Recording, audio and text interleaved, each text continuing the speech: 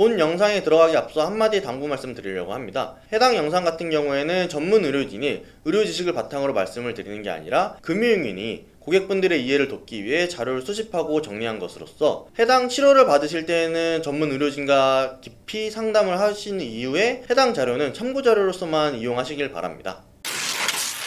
네, 이제 본격적으로 간암에 대해 말씀을 드릴 텐데요. 우선 간암의 종류를 알아보면은 간암 같은 경우에는 크게 두 가지 종류가 있습니다. 이제 기본적으로 원발성 암만을 기준으로 하고 이제 우리가 생각하는 그 커다란 간덩이에 생기는 거를 이제 간세포 암종이라고 해서 이게 한 75% 정도의 비율을 차지하는 대부분의 간암이 이제 간세포 암종이고, 그 외에 이제 간에서 만들어지는 쓸개즙을 이동하는 통로인 담간에 생기는 암을 담간세포 암종이라고 합니다.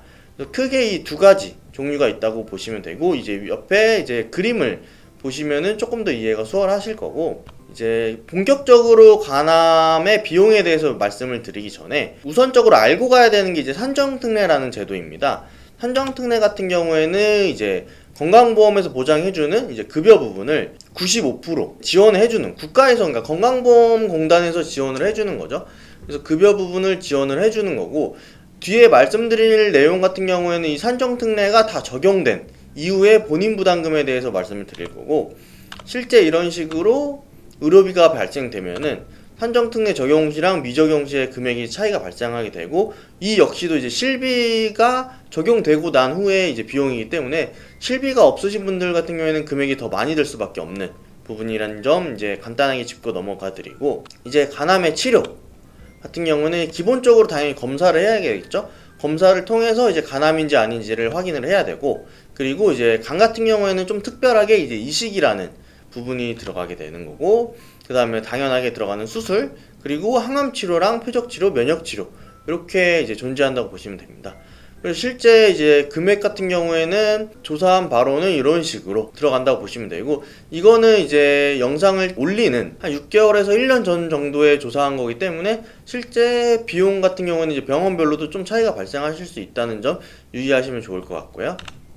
이제 검사 같은 경우에는 이제 대표적으로 이제 초음파 같은 경우는 5에서 10만 원 정도, 그리고 이제 CT랑 MRI를 대표로 드는데, CT 같은 경우에는 가격이 저렴한 대신에 약간의 이제 방사선 노출이 들어가게 됩니다. 그래서 이제 임신부 분들은 이제 불가능한 부분이 있고, 그래서 이제 대신에 MRI를 찍으면은 방사선에 대한 걱정은 없으나 비용이 좀 더 비싸다는 점 인지하시면 좋을 것 같고,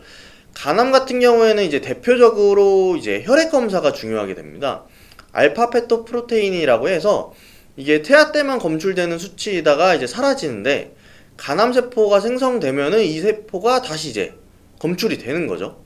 그래서 이제 혈액 검사를 통해서 핵심적으로 요게 발견되는지 안 되는지로 이제 최종적으로 결정한다고 보시면 될 것 같고, 이제 간 같은 경우에는 이식 여부를 먼저 생각을 하게 되는 거고, 이제 뇌사자의 간을 전체를 이식을 해오냐, 아니면은 생체, 그러니까 살아있는 사람의 간의 일부분을 떼서 이식을 하냐.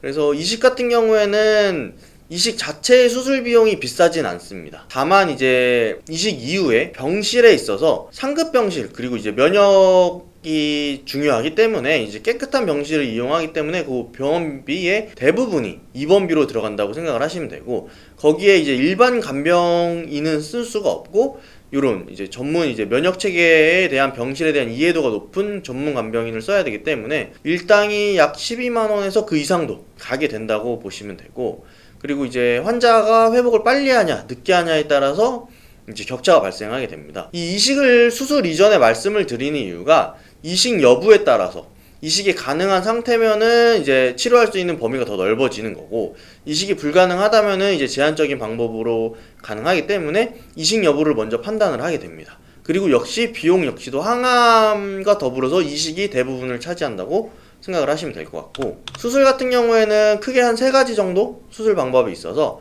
대표적인 게 이제 절제술, 개복을 하든 이제 복강경을 이용하든 그 해당 부위를 이제 절제를 하는 겁니다. 근데 이제 절제술도 역시 이제 건강해야지. 이게 되게 어려운 게, 이제 간 같은 경우에는 침묵의 장기라고 해서 우리가 간암이 걸렸는지 안 걸렸는지를 이제 직접적으로 알기가 힘든데, 발견됐을 때는 좀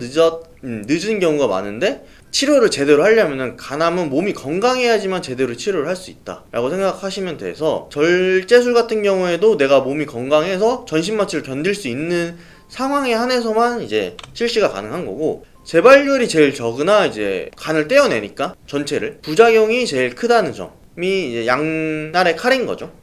그리고 다음으로 이제 소작술이라고 해서 이제 쭉 보시면은 딱 암이 생긴 일부분을 이제 태우거나 이제 지지고, 그리고 얼려서 이제 떼어내는 방법입니다. 그래서 이제 냉동 같은 경우에는 이제 최근 기법이고, 기본적으로 이제 고주파로 태우거나 이제 극초단파로 이제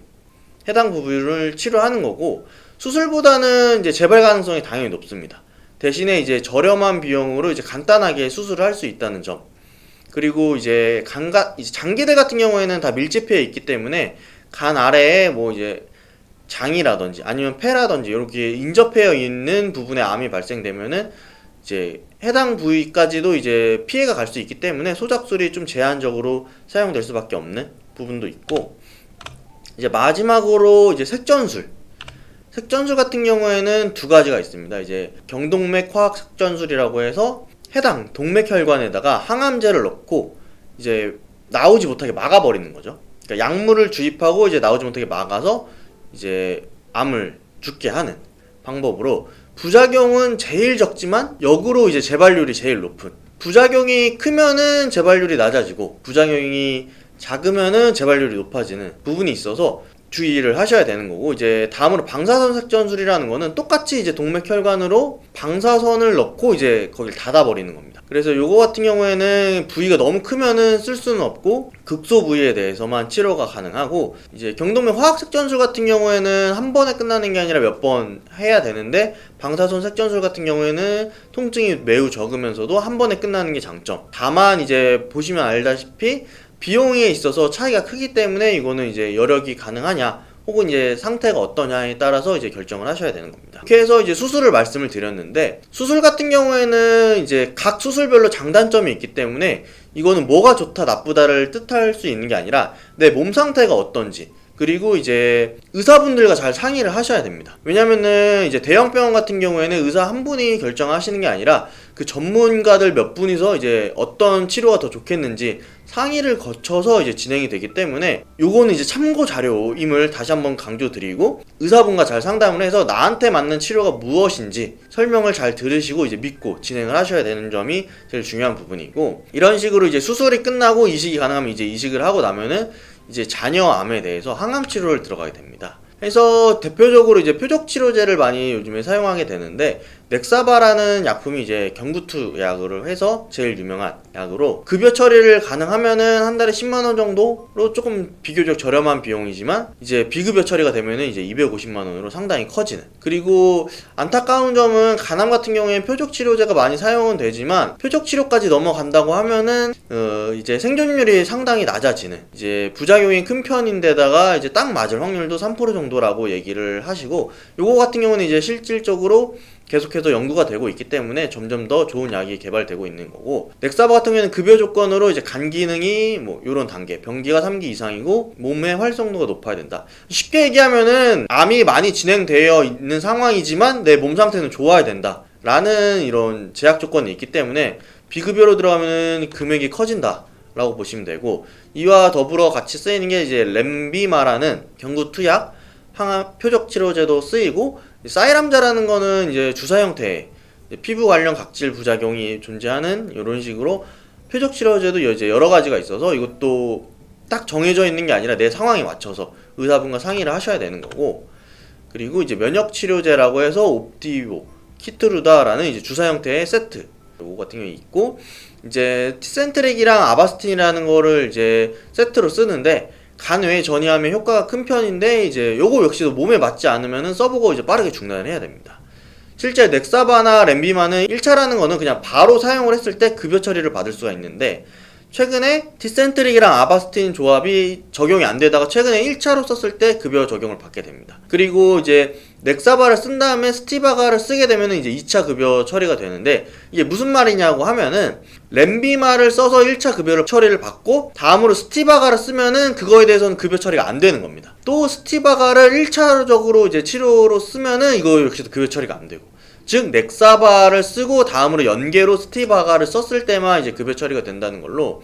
이런 식으로 이제 건강보험공단에서도 모든 약에 대해서 급여 처리를 해주면 좋겠지만 이제 절차를 걸쳐서 검증된 것들만 이제 급여 처리를 해준다. 그리고 아직도 표적 항암 치료 그리고 면역 치료도 계속해서 이제 개발 중인 치료제다 보니까 앞으로는 좀 더 이제 잘 저렴하게 이용하실 수 있을 것 같다. 현재 기준으로만 이제 인지를 하고 계시면 될 것 같고, 해서 이제 설명은 여기까지로 말씀을 드리는데, 요거 같은 경우에는 다시 한번 강조드리면 이제 고객분들의 이해를 돕기 위한 이제 참고 자료고, 요거를 바탕으로 의사분과 잘 상의를 해서 간암 치료를 잘 받으시길 바랍니다. 네, 감사합니다.